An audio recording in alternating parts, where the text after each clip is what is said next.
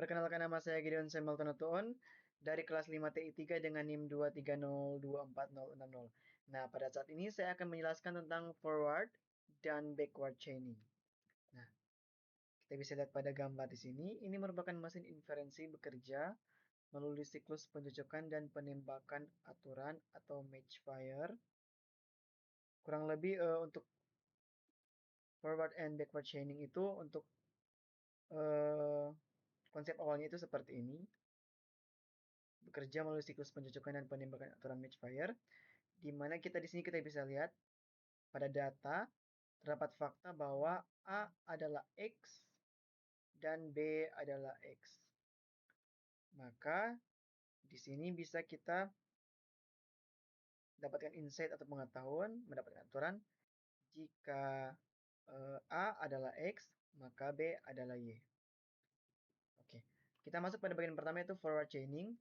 Forward chaining adalah metode inferensi yang dimulai dari fakta-fakta yang ada, kemudian menggunakan aturan untuk menarik kesimpulan baru hingga mencapai tujuan akhir.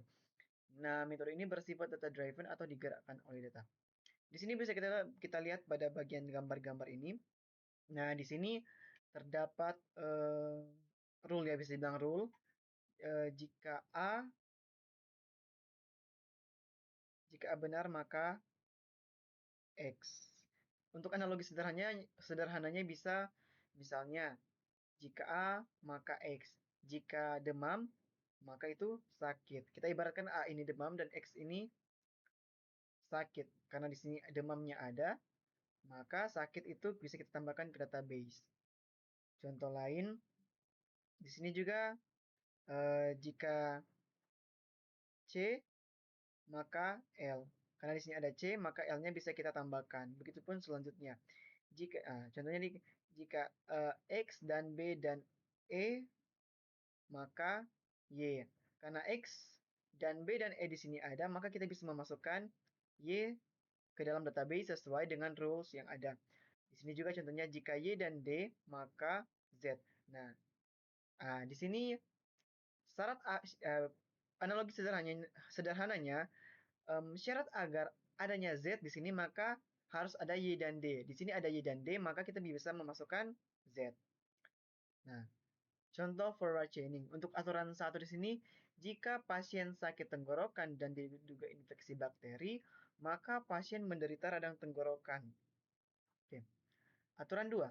Jika suhu pasien lebih dari 100 derajat Fahrenheit, maka pasien demam. Kemudian aturan 3, jika pasien sakit lebih dari 1 bulan dan pasien demam, maka diduga infeksi bakteri. Nah, ini adalah prosesnya. Di sini kita menemukan memiliki fakta dalam database, di mana dalam faktanya pasien memiliki temperatur sama dengan 102. Artinya di sini untuk aturan 2 itu memenuhi syarat. Jika suhu pasien lebih dari 100 derajat Fahrenheit, maka pasien demam. Nah, bisa kita lihat rule 2 itu terpenuhi, maka kesimpulannya pasien demam. Kemudian, pasien been sick for 2 months. Artinya pasien sakit lebih dari atau sekitar 2 bulan.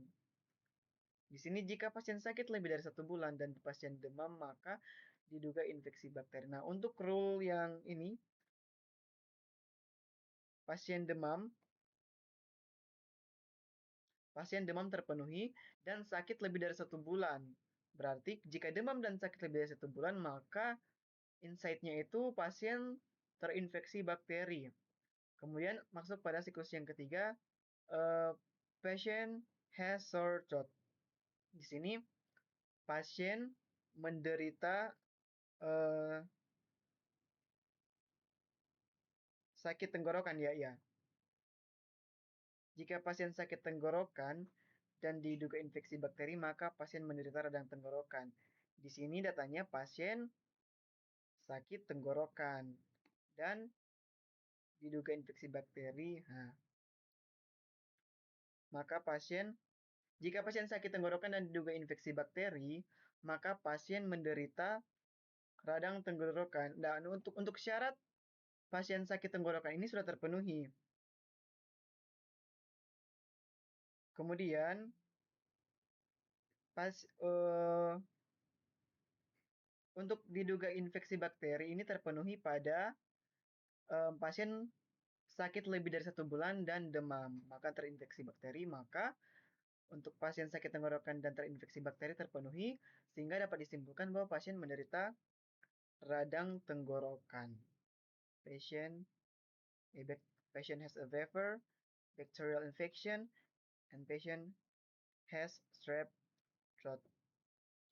Nah, kemudian di sini ada kelebihan forward chaining, di mana bekerja dengan baik ketika masalah dimulai dengan pengumpulan informasi, kemudian cocok untuk perencanaan, kontrol, dan monitoring, kemudian dapat menemukan semua kesimpulan yang mungkin dari fakta yang ada.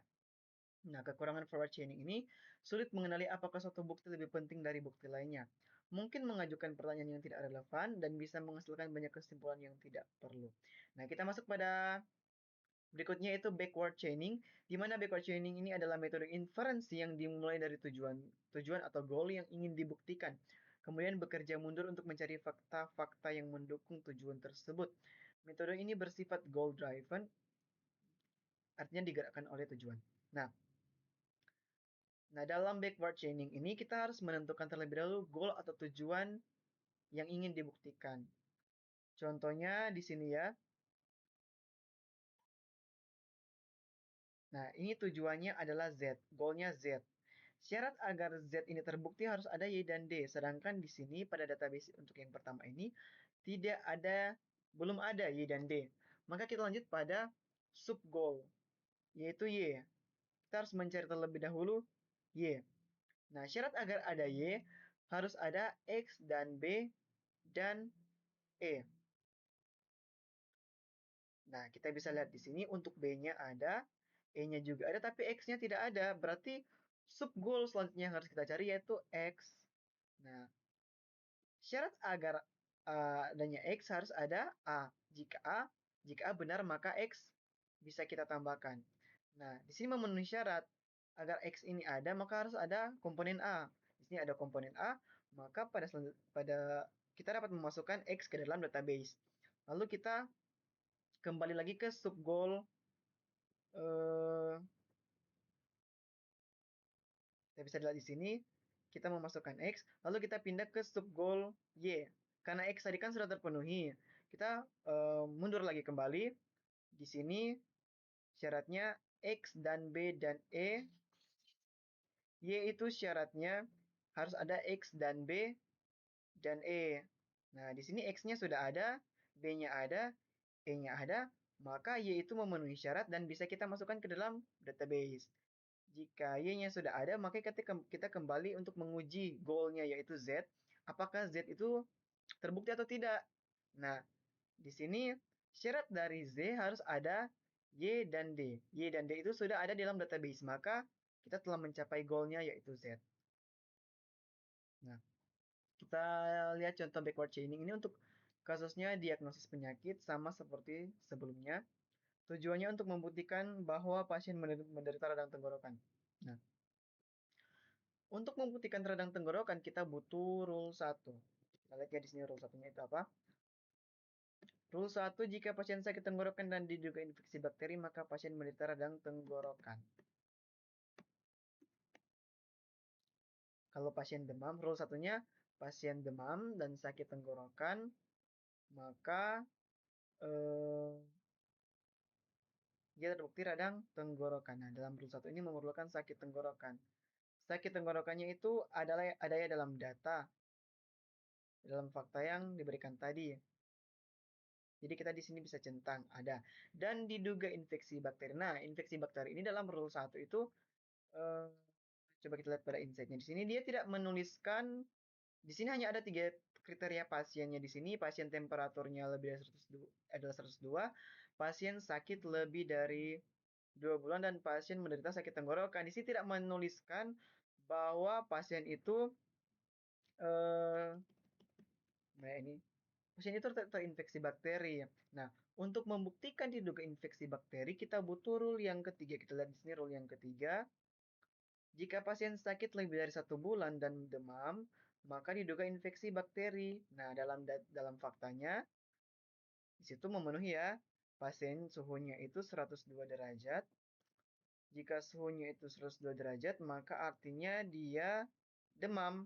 Kemudian pasien itu sakit lebih dari sekitar 2 bulan atau lebih dari 1 bulan, maka itu artinya terinfeksi bakteri.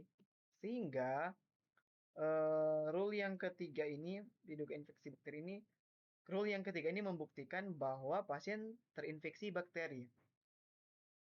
Nah, kemudian demam. Demam itu kita tadi membuktikannya dengan melihat fakta, yaitu pada rule 2. Rule 2 itu tertera bahwa suhu lebih dari 100 derajat Fahrenheit, maka pasien itu demam. Dan untuk faktanya itu ada, di mana pasien kondisi suhu tubuhnya itu 102 derajat Fahrenheit. Maka dari itu dapat disimpulkan semua kondisi terpenuhi, tujuan terbukti, pasien menderita radang tenggorokan. Jadi perbedaannya dengan mohon maaf di sini untuk proses backwardnya di sini saya lupa ganti. Jadi ini backward chaining. Jadi perbedaannya dengan forward chaining yaitu forward chaining kita itu mengumpulkan terlebih dahulu fakta-fakta yang ada, baru kita menyimpulkan hasil akhirnya. Sedangkan di backward chaining ini kita memberikan terlebih dahulu tujuannya, lalu kita mencari bukti-bukti untuk menguatkan tujuannya atau bisa dibilang hipotesis ya yang telah kita buat.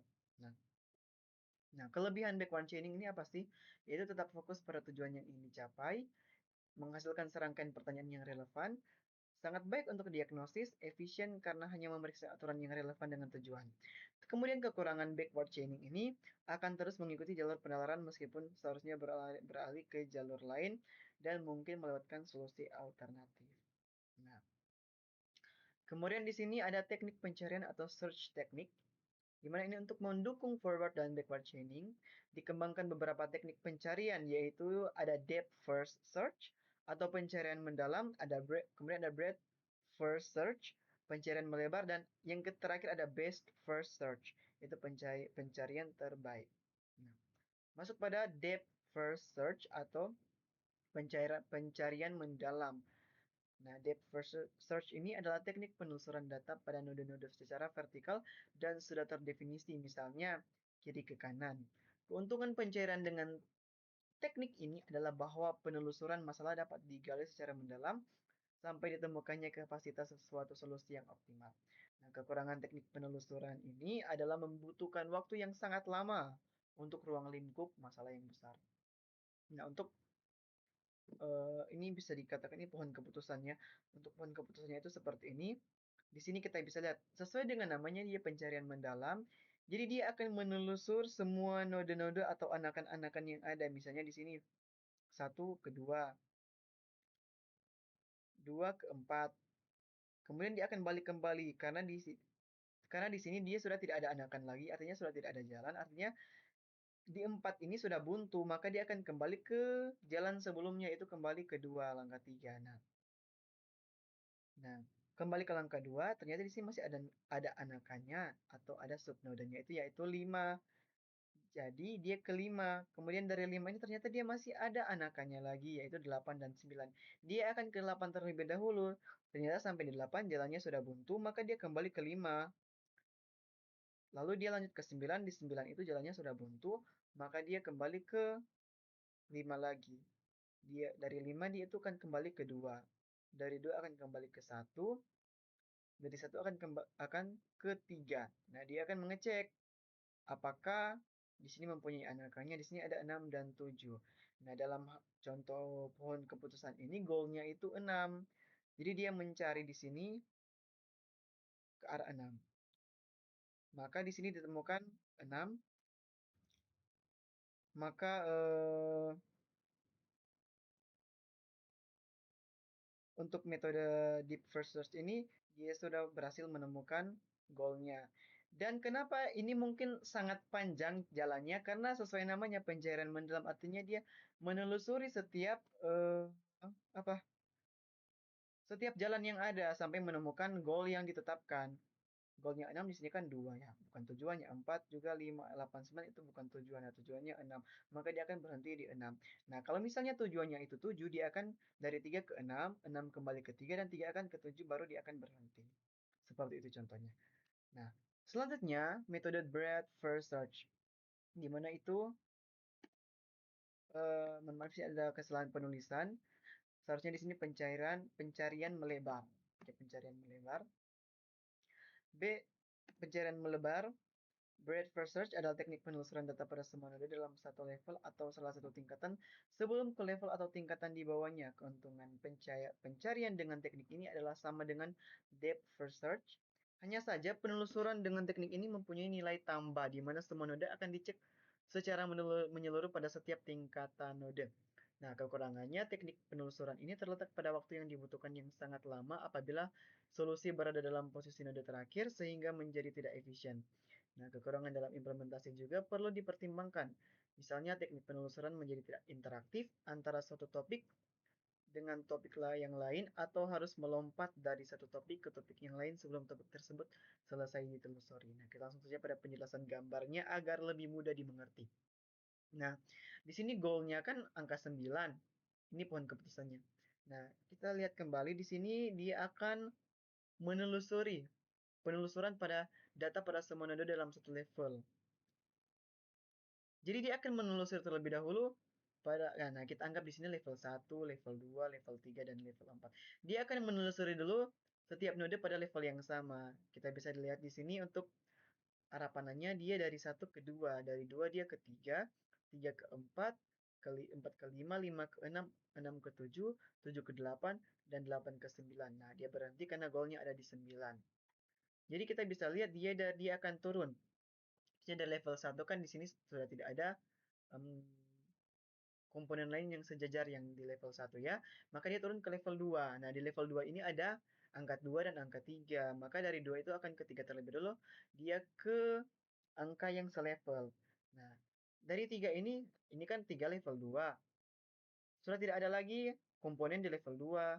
Maka dia akan lanjut ke level 3 yaitu 4, 5, 6, dan 7. Dari 3 dia akan ke 4, kemudian 5, 6, 7.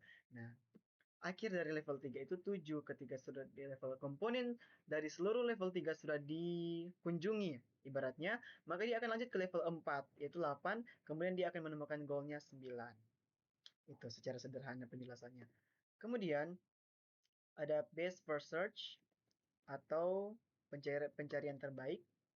Best first search adalah teknik penelusuran yang menggunakan pengetahuan akan suatu masalah untuk melakukan panduan pencarian ke arah node tempat di mana solusi berada. Nah, pencarian jenis ini dikenal juga sebagai heuristik, di mana pendekatan yang dilakukan adalah mencari solusi yang terbaik berdasarkan pengetahuan yang dimiliki, sehingga penelusuran dapat ditentukan harus dimulai dari mana dan bagaimana menggunakan proses terbaik untuk mencari solusi. Nah, keuntungan jenis pencarian ini adalah mengurangi beban komputasi karena hanya solusi yang memberikan harapan saja yang diuji dan akan berhenti apabila solusi sudah mendekati yang terbaik. Ini merupakan model yang menyerupai cara manusia mengambil solusi yang dihasilkan, merupakan solusi yang mutlak benar. Oke, kita langsung lihat pada langkah ini ya, pada gambarnya. Di sini kita bisa lihat goalnya 6. Di sini mencari solusi yang paling terbaik atau paling optimal. Jadi di sini kita bisa lihat dia langsung ke dari 1, kedua, ketiga, dan keenam. Artinya dia itu mencari